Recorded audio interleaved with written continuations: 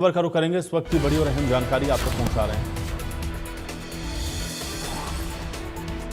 पंचकुला से खबर है, सांसद कार्तिकेय शर्मा की ओर से बयान दिया गया है और अंबेडकर जयंती समारोह पर कार्तिकेय शर्मा ने बयान दिया है।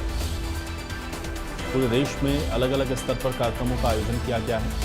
बाबा साहेब का योगदान अतुलनीय है, ये बात सांसद कार्तिकेय शर्मा ने कही है। नारी वंदन अधिनियम को लेकर के भी कार्तिकेय शर्मा की ओर से बयान दिया गया है।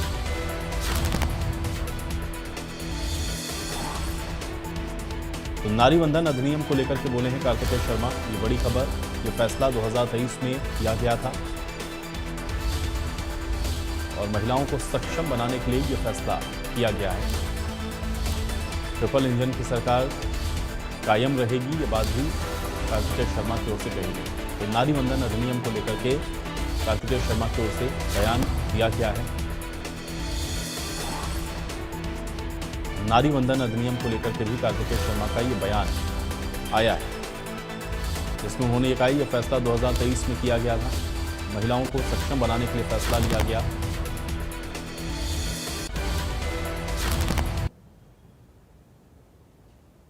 के अंदर राज्य स्तरीय डॉक्टर भीमराव अंबेडकर जयंती का कार्यक्रम जो है वो किया गया।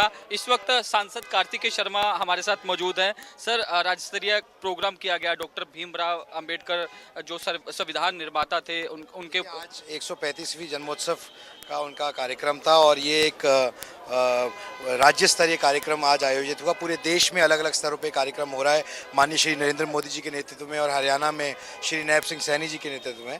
और जो योगदान डॉक्टर साहब का, बाबा साहब का रहा है, वो अतुल्य योगदान है। उसके बराबर मुझे नहीं लगता कि उनकी किसी भी तरीके की उनकी जो योगदान की हमारे कंपैरिजन है किया जा सकता है।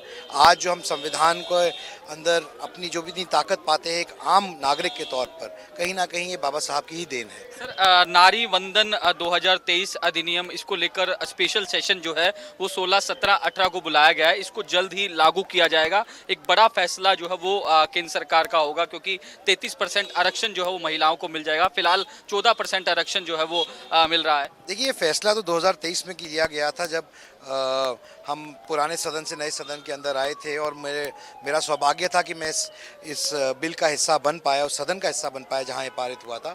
लेकिन कई त्रुटियों की वजह से और कमियों की वजह से ये बिल 2029 से पहले कारगर नहीं हो पाता। और माननीय प्रधानमंत्री जी का संकल्प था कि महिलाओं को उनका हक दिला के रहेंगे और 33% आरक्षण उनको मिलेगा और 2029 से पहले मिलेगा।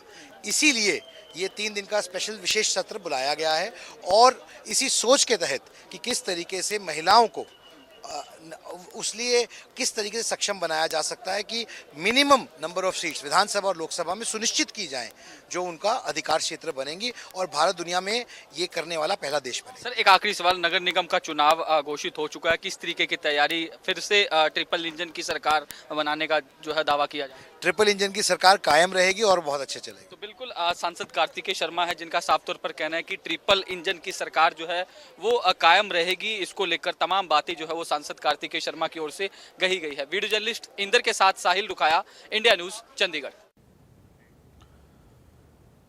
और चलिए इसी के साथ इस बुलेटिन में